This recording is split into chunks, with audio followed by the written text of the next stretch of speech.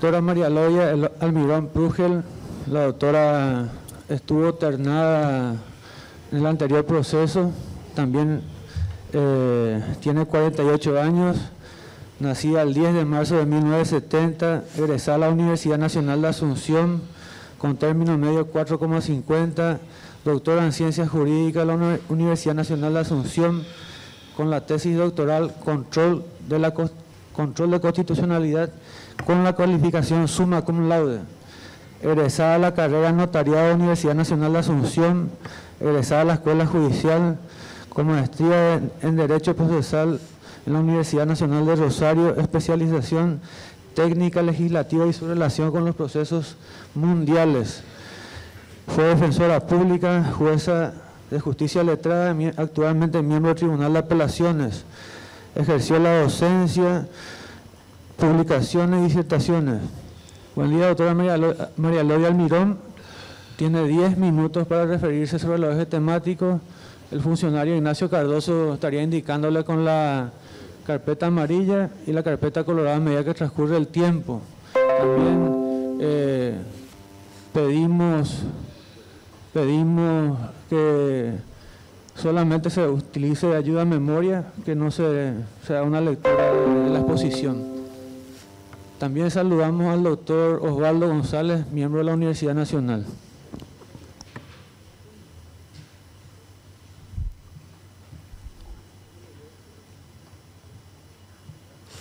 Buenos días, señor presidente y honorables miembros del Consejo de la Magistratura, doctora Paciello, doctor Volpe. Buenos días para la distinguida audiencia de esta audiencia pública. Los tres ejes temáticos que nos trae esta mañana aquí en el edicto 13 para el concurso al cargo de ministro o ministra de la Corte Suprema de Justicia. Voy a iniciar con el concepto de la relación que existe entre el Estado Social de Derecho y la Administración de Justicia. Nuestra Constitución, a partir del año 1992, cambió su estructura gubernativa ideológicamente hablando, porque hemos pasado de ser un Estado de Derecho durante todo el tiempo de la Constitución del año 1967 a un nuevo concepto que es el del Estado Social de Derecho, donde el rol del órgano administrador de justicia es necesariamente importante porque es el bastión al cual recurre el individuo sujeto de derecho, personas humanas, a los efectos de la protección de sus derechos fundamentales. Es así que nuestro sistema constitucional ha consagrado a partir del artículo 247 y 248 específicamente, relacionado con el artículo 1 de nuestra Constitución, que la Administración de Justicia queda a cargo de la Corte Suprema de Justicia y los demás órganos inferiores, y que todos los casos contenciosos deben resolverse ante la Administración de Justicia, y que cualquier intromisión de un órgano que no sea el órgano juzgador, definitivamente eso luego ya fue resuelto por el Código Penal como un hecho punible. Esta concepción del Estado Social de Derecho humaniza la Administración de Justicia. ¿Por qué? Porque un Estado Social de Derecho, ¿qué significa ideológicamente hablando? Es un Estado que debe proporcionarle bienestar al sujeto. ¿Qué significa proporcionarle bienestar al sujeto? No solamente el reconocimiento de sus derechos civiles y políticos, como básicamente ocurre en todo Estado de Derecho, sino que un reconocimiento expreso a lo que es el ejercicio de los derechos sociales.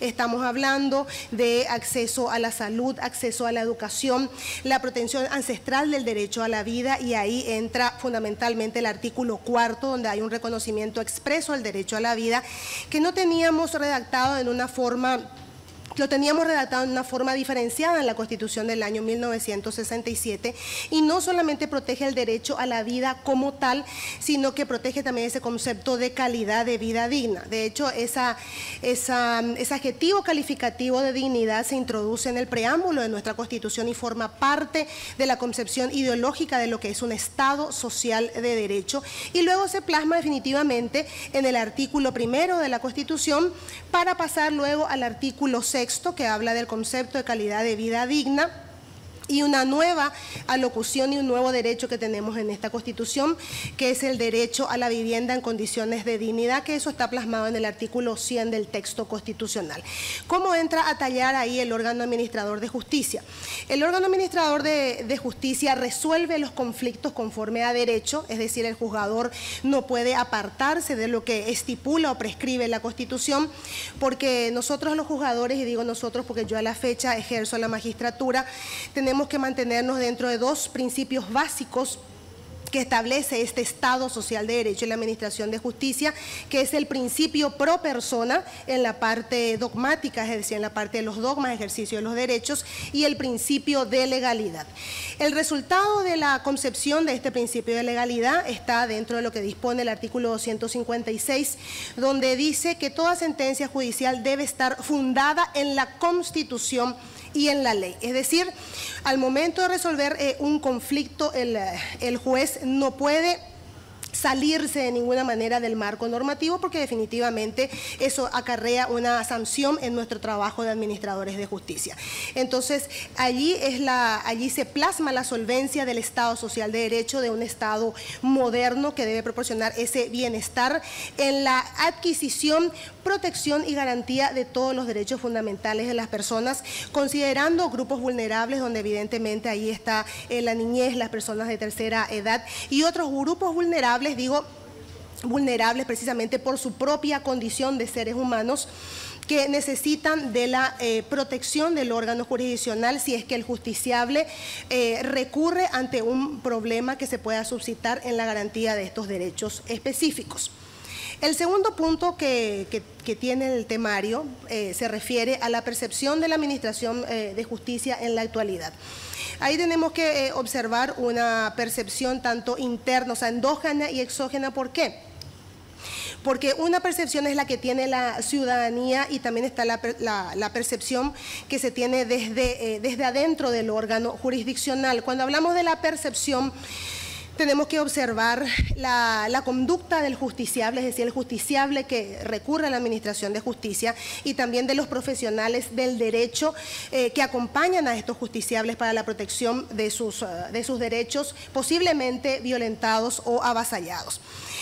Dos puntos necesariamente deben ser mencionados, que es el concepto de la mora judicial y de la corrupción, que es la percepción que genera la ciudadanía. Eso se puede observar en la lectura de todos los medios de prensa, también cuando uno da aula en las clases, ya sea en la escuela judicial o donde soy docente, y también en las aulas de grado. Precisamente soy docente en la Cátedra de Derechos Humanos y Derecho Constitucional de la Universidad Nacional de Asunción, donde la corrupción está, uno de los puntos es que está ligada a la mora judicial.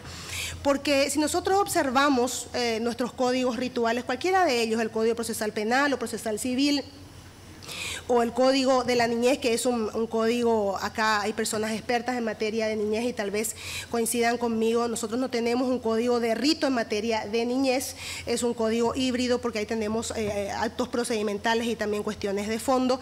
Si el juez cumple en plazo la resolución de los casos, es decir, el dictamiento de las sentencias, esa percepción de una posibilidad de corrupción visiblemente se bajaría. Esa es mi posición personal. Es decir, si el juzgador se encuentra al día en sus despachos, esa percepción de corrupción que genera la mora judicial, porque la mora judicial, ¿qué es? La mora judicial sencillamente es no dictar las sentencias en el tiempo procesal oportuno, que se da por dos cuestiones. La primera es por las posibles incidencias que se puedan generar en el transcurrir de un procedimiento, como recusaciones, excusaciones, incidentes, oposición de excepción, donde el juzgador cómo actúa allí. Eso por supuesto que es responsabilidad del ejercicio de la profesión, pero el juzgador es el contralor de ese proceso, es decir, es el que guía el procedimiento. Esa es una cuestión que genera la mora judicial porque se dilatan los procedimientos en el tiempo. Y la segunda cuestión es el no dictamiento principalmente de las sentencias definitivas y de los acuerdos y sentencias porque los otros son plazos más breves para dictar una providencia o un auto interlocutorio. Entonces, ¿qué significa la mora judicial? La mora judicial genera en el justiciable una sospecha o duda de que algo está pasando con su expediente, es decir, la retención del procedimiento por alguna causal exógena al mismo. Entonces, si el juzgador dicta y cumple los plazos, esa mora judicial, lógicamente que va a ser reducida, y ese control de la mora judicial está a cargo precisamente de la Corte Suprema de Justicia, en el Consejo de Superintendencia, porque nosotros en el órgano jurisdiccional tenemos un Consejo de Superintendencia y tenemos una Superintendencia de los tribunales, tenemos dos realmente, pero una de ellas es la que se encarga de auditar los procedimientos. Y esa auditoría de los procedimientos tiene que ver sencillamente con dos cuestiones básicas, que es el cumplimiento de etapas procesales y también el cumplimiento de plazos. Y eso definitivamente debe generar una sanción que está a cargo de la Corte Suprema de Justicia en el Consejo de Superintendencia, porque la Superintendencia no se encarga de auditar posiciones doctrinarias en materia de toma de decisiones. Eso es importante resaltar.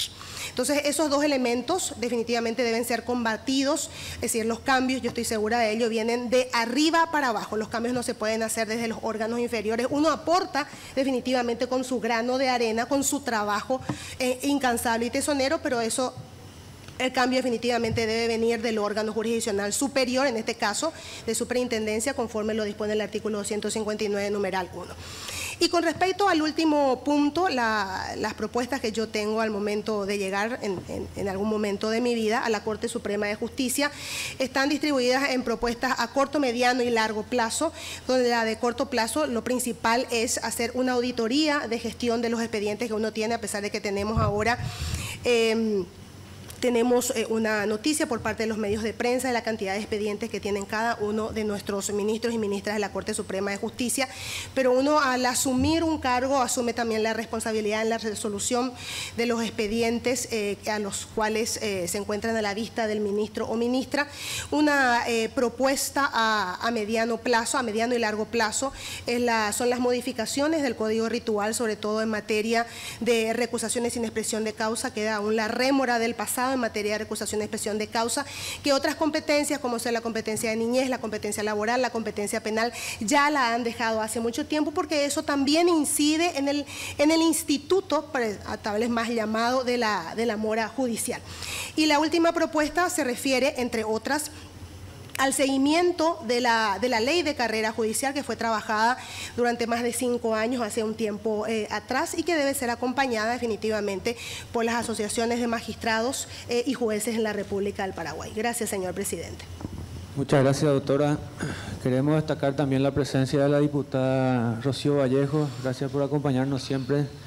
También agradecer por el apoyo, por la transmisión en vivo de los canales TV Cámara, Paraguay TV HD y también a la Senatic, porque gracias a ello podemos transmitir en vivo por la red social Facebook del Consejo de la Magistratura. Tienen la palabra los miembros del Tribunal de Honor. Doctora Amparo Samaniego, viuda Pacielo. Buenos días, doctora. Yo quiero hacerle esta consulta porque la considera usted una de nuestras mejores especialistas en derechos humanos. El artículo 7 y el artículo 8 de la Constitución hablan del ambiente. Y estamos pasando una época en que estamos sintiendo ya las consecuencias de no aplicar las normativas existentes, ni tampoco los convenios. El CIE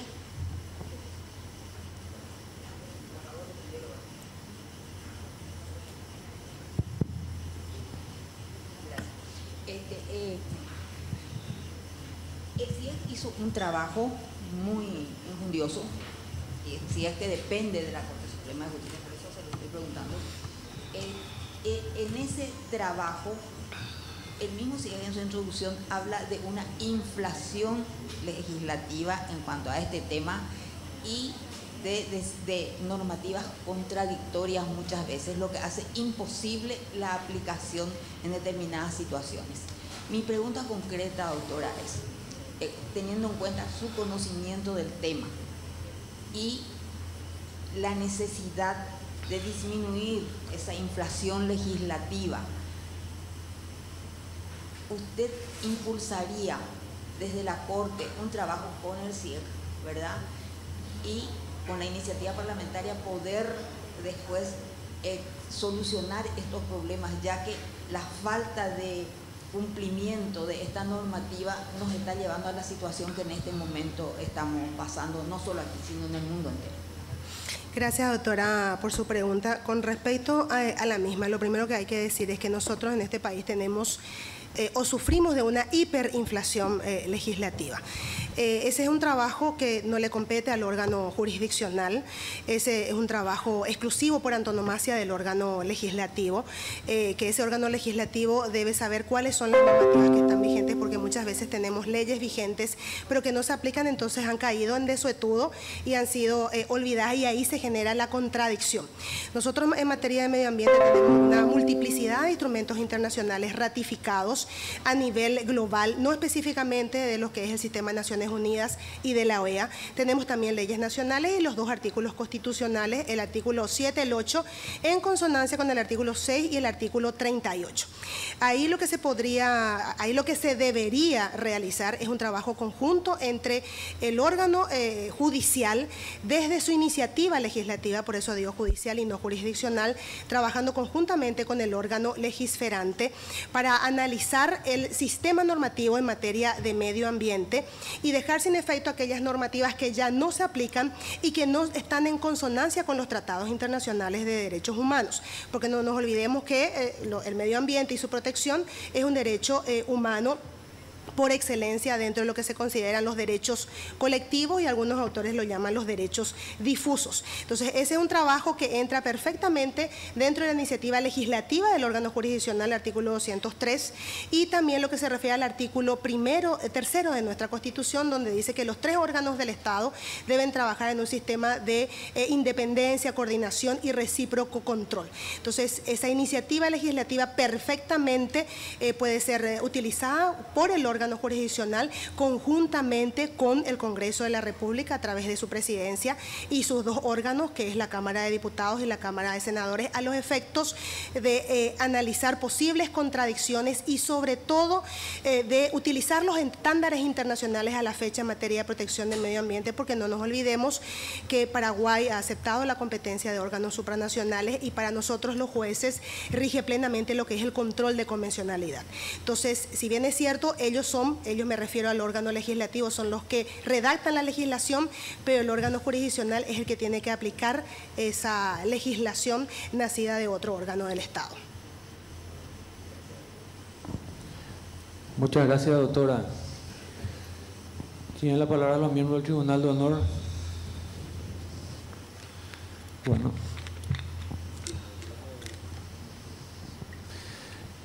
Queremos destacar también la presencia de la Asociación de Magistradas Judiciales del Paraguay. Muchas gracias por acompañarnos.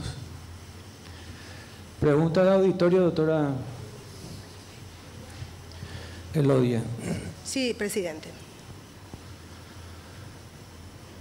Sobre las licitaciones de obras y suministros, ¿cómo haría para transparentar las mismas? Sí.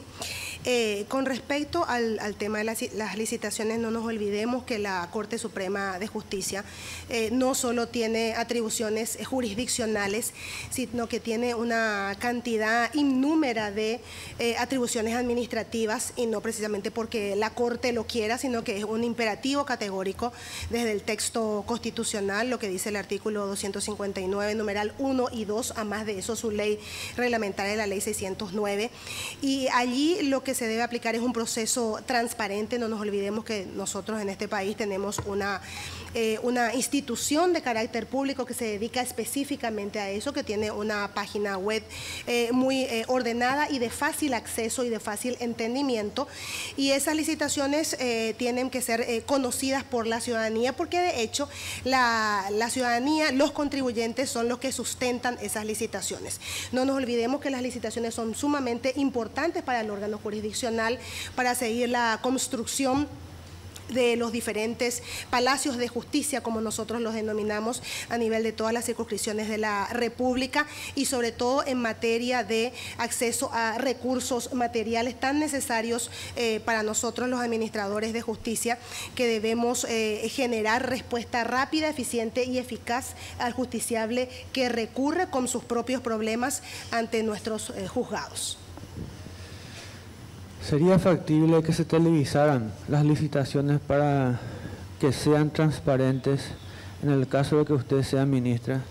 Por favor, si puede redondear, doctora, la respuesta. No le entendí la pregunta, presidente. ¿Sería posible? ¿Sería factible que se televisaran las licitaciones para que sea transparente en el caso de que usted sea ministra? Sí, de hecho, una de mis propuestas administrativas es la transparencia en la toma de decisiones, no solamente en las licitaciones, sino que también en el nombramiento de funcionarios, magistrados. Esa es una cuestión que debe ser, esa es mi posición personal y es una cuestión que debe ser consensuada. No nos olvidemos que es un órgano colegiado compuesto por 9 personas, pero sí, mi posición personal es que sí, todo lo que pueda ser transparentado, a excepción de la toma de decisiones jurisdiccionales en casos particulares, eso debería ser televisado en vivo y en directo. Muchas gracias, doctora. La siguiente consulta. El artículo 254 de la Constitución establece que los magistrados no pueden ejercer otro cargo público o privado, salvo la docencia a tiempo parcial. ¿Cuál es su opinión sobre la constitucionalidad de las asociaciones de jueces y agentes fiscales? Sí, me voy a referir específicamente a lo que a mí respecta, que es la Asociación de Magistrados, la Asociación de Jueces. Las asociaciones tienen una esencia, para no decirle una naturaleza jurídica de agremiación, no de guetos corporativos a los efectos de la defensa del ejercicio de la magistratura. Es decir, no es un derecho de sindicalización, porque nosotros en la Constitución lo que tenemos prohibido a nivel de fuerzas militares y fuerzas policiales es que estos sujetos de derecho público no puedan agruparse desde el punto de vista del sindicato. No debemos confundir una asociación con un sindicato, es un gremio de sujetos que tienen a un bien común. ¿Y qué significa ese bien común? Una administración de justicia transparente y sobre todo conforme a lo que manda el texto constitucional. Muchas gracias, doctora. La siguiente consulta. En caso de ser electa ministra de la Corte, ¿qué acciones tomaría para la profesionalización de los funcionarios jurisdiccionales, teniendo en cuenta su incidencia en la mora judicial? Con respecto a esta situación de la mora judicial, yo creo que la mora judicial es una alta responsabilidad del magistrado a cargo del juzgado, porque el que resuelve no es el funcionario, sino que es el juez. Es cierto que están los datilógrafos, todas las personas que ayudan y coadyuvan al ejercicio de la magistratura, pero no podemos hablar de mora judicial y relacionarlo directamente con el órgano jurisdiccional y su funcionariado. Y con respecto a la profesionalización, nosotros lo que se debería realizar son exámenes de acceso a la magistratura, no solamente desde el punto de vista personal, con antecedentes policiales, judiciales, sino que saber el conocimiento acabado que tiene cada funcionario desde el desde el grado inferior, como ingresar como dactilógrafo, hasta los cargos superiores. Y sobre todo tomando en consideración lo que dice nuestra Constitución, que tenemos nosotros la reglamentación, que es la Ley de la Función pública, que a nosotros no nos cabe analizarla porque no nos guiamos por ella. Se habla de la carrera del servicio civil, el servicio de administración pública, y aun cuando nosotros hagamos la disquisición entre un funcionario judicial y un funcionario público, al final de cuentas, si nos ponemos a pensar, definitivamente la esencia es absolutamente la misma, porque el pago de esta prestación de servicios se realiza a través del presupuesto general de gastos de la Nación, es decir, somos funcionarios públicos. Muchas gracias, doctora. Tiene la palabra los miembros del Consejo de la Magistratura. El doctor Adrián Salas, coronel. Muy buen día, doctora María Elodia. Buen día, doctor. ¿Qué opinión tiene con relación a la ley de paridad, concretamente, doctora? Gracias. Sí. La ley de paridad, que no comprende órganos colegiados como ser el de la Corte Suprema de Justicia, sino que se refiere específicamente a la reglamentación del artículo 117 de nuestra Constitución.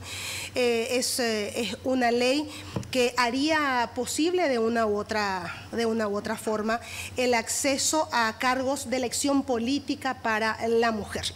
Nosotros tenemos nuestro artículo 46 y 48, sobre todo el artículo 48, que deja en manos del ente estatal tratar de dejar sin efecto cualquier tipo de obstáculo para que la mujer pueda ejercer sus derechos civiles y políticos.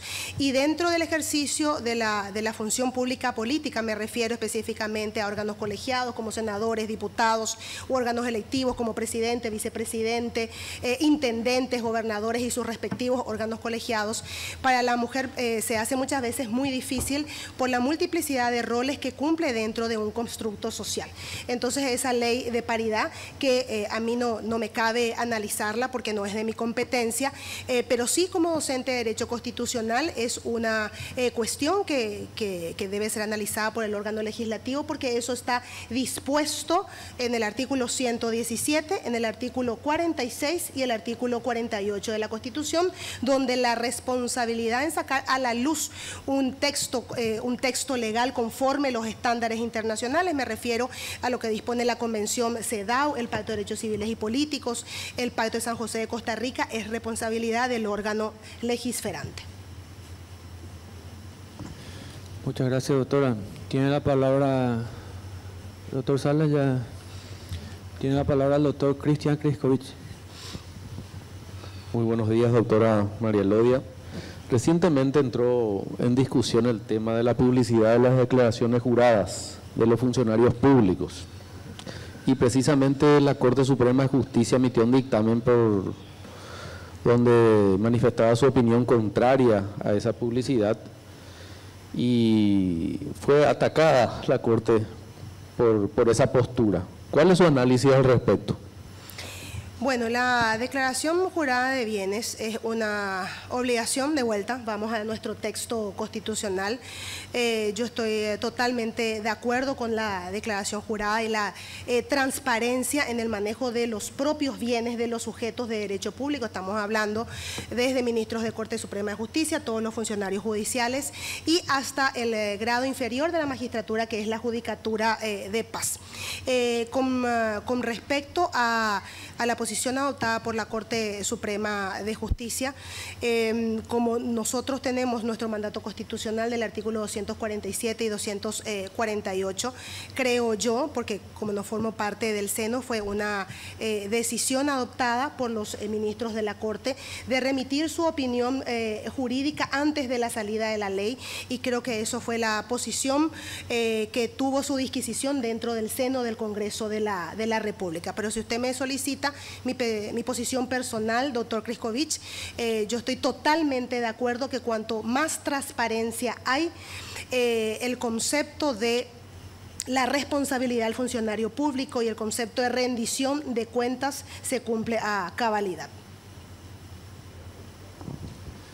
Muchas gracias, doctora. Tiene la palabra el doctor Carlos Raúl Cabrera. Buenos días, doctora. ¿En qué orden jerárquico aplicaría las normas jurídicas de su razonamiento? Bueno, el tema del razonamiento judicial, nosotros tenemos un parámetro que es el artículo 137, un parámetro jerárquico muy estático donde está la Constitución en primer lugar, luego están los tratados internacionales de derechos humanos en un rango cuasi constitucional, luego están los demás tratados, tales como todo nuestro sistema mercosuriano. Luego están las leyes emanadas del Congreso, tenemos ahí los códigos de fondo, de forma y por supuesto otras disposiciones jurídicas de inferior jerarquía.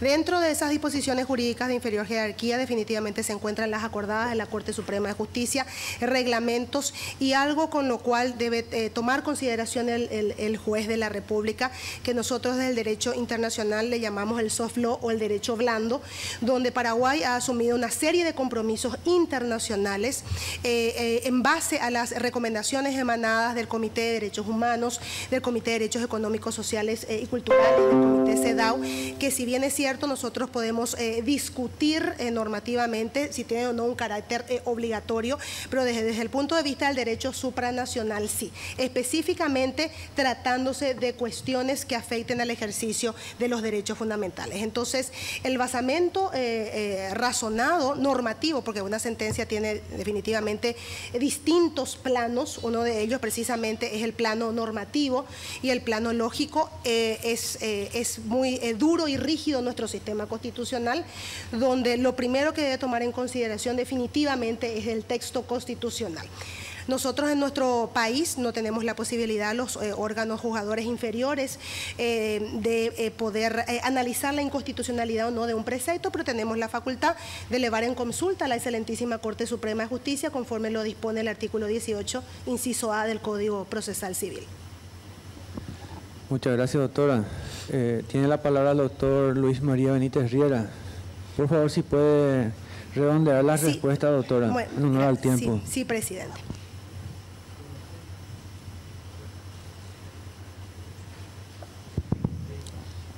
Bueno, siendo preciso, sobre la reforma administrativa me gustaría escucharle. La doctora María Victoria Rivas, como miembro del SEC en su momento, inició el proceso de reforma administrativa. Es, como se dice, una de las madres de la reforma administrativa del Poder Judicial y siguiendo después por USAID.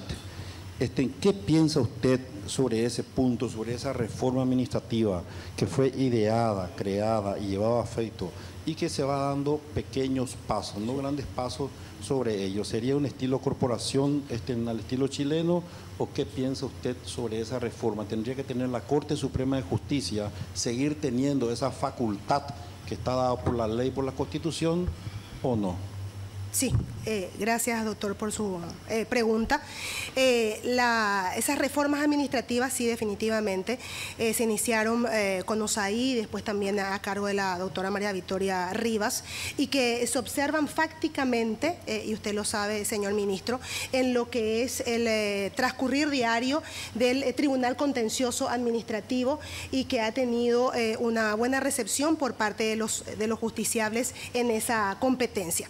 Si nosotros vamos a pensar en una reforma administrativa, definitivamente tenemos que pensar en un cambio de la Constitución, porque resulta absolutamente imposible pensar ahora que se deje sin efecto esas facultades y obligaciones en materia de administración de recursos materiales y humanos por parte de la Corte Suprema de Justicia, porque sencillamente es un mandato constitucional. Entonces, solo a partir de una reforma constitucional se podría pensar en que esa facultad de administración sea un control extraórgano o un control intraórgano con una esencia distinta de la que tiene a la fecha.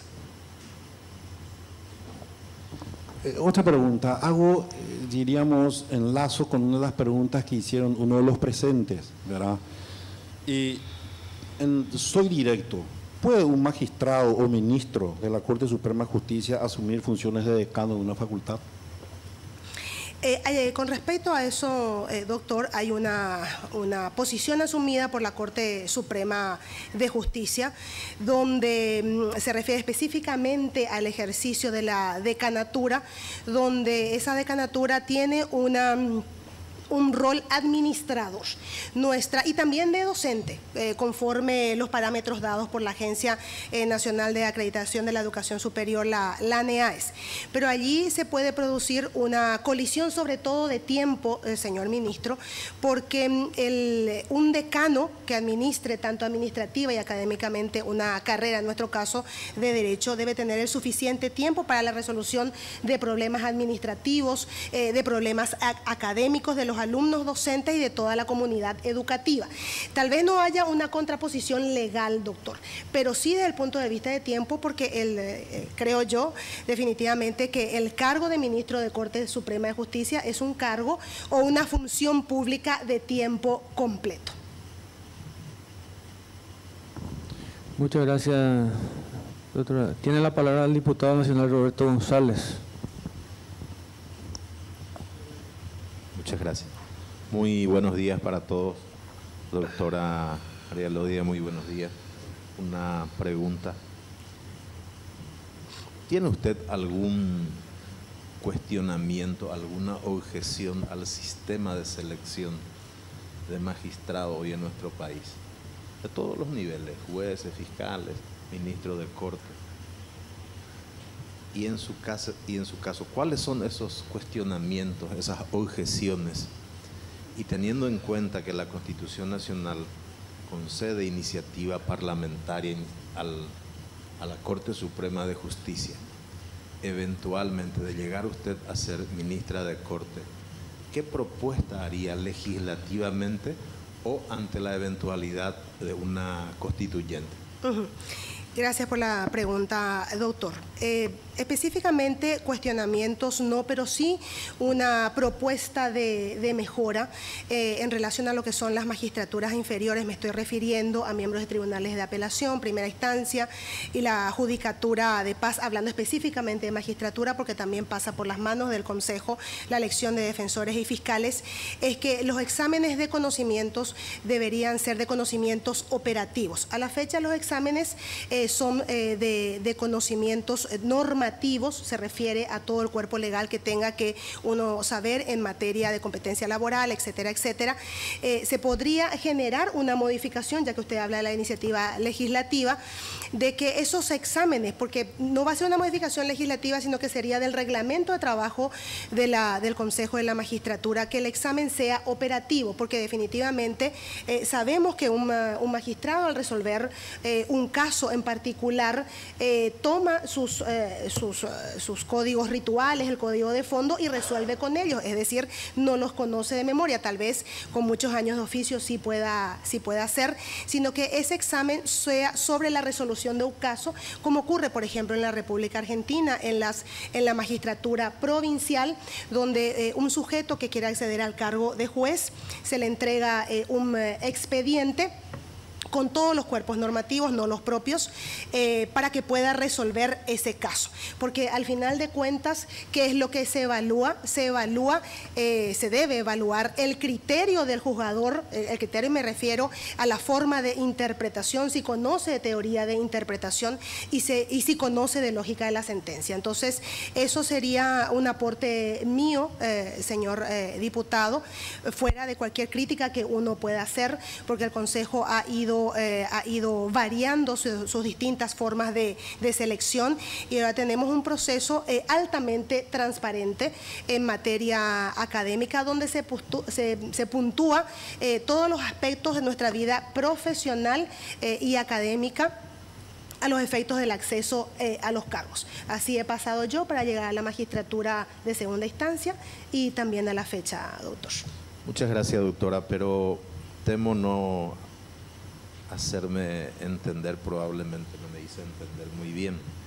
Usted se refirió al procedimiento de selecciones. Sí. Yo pregunto, ¿usted tiene objeción en cuanto al modelo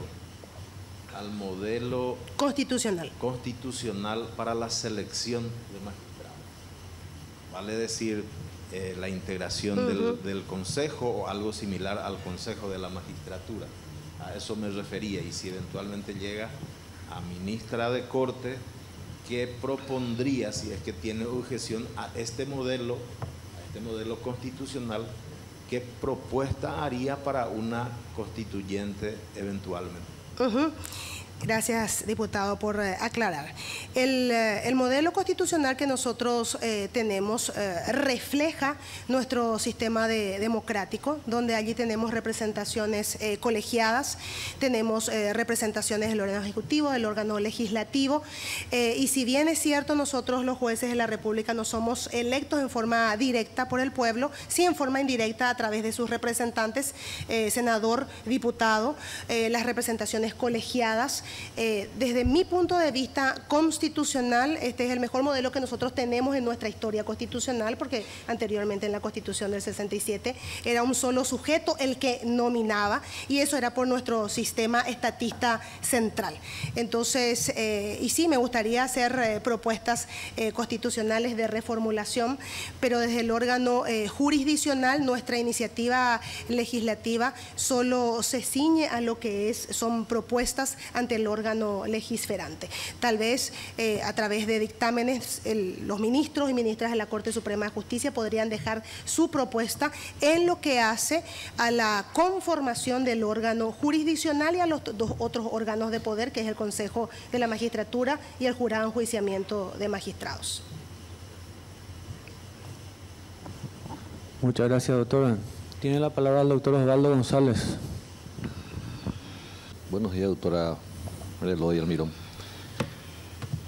En su exposición y en base a las preguntas que le formularon los miembros y el auditorio y en particular el Tribunal de Honor, hemos escuchado respuestas que hacen a la propuesta que tiene usted en particular en base a esas preguntas.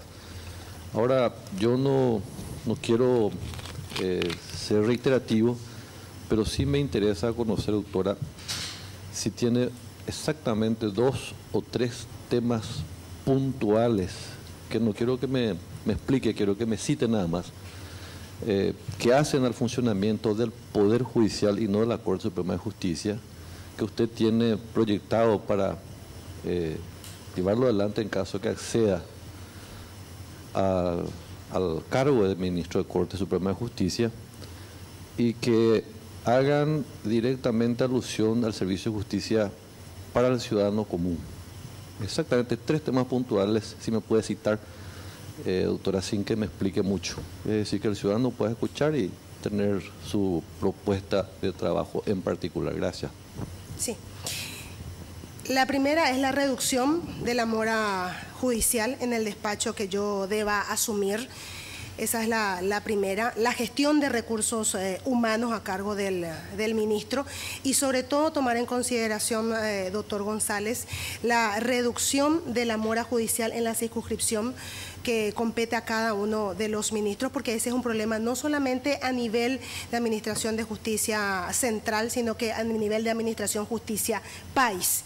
El trabajo estrecho que debe realizarse con el órgano legislativo y que tiene que ver con la Administración de Justicia, y que eso va a tener una incidencia directa en el justiciable que recurre al órgano jurisdiccional, y sobre todo una justicia de puertas abiertas. ¿Qué significa una justicia de puertas abiertas? Mucho más humana, y que tiene que ver, que tiene relación con lo que usted acaba de decir, una protección diferenciada, acceso a justicia para grupos vulnerables, y que eso de hecho están mencionados en las 100 reglas de Brasilia de aplicación diaria en nuestros tribunales de justicia a nivel país.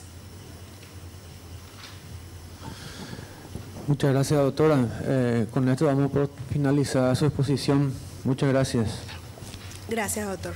Gracias, señores del Consejo.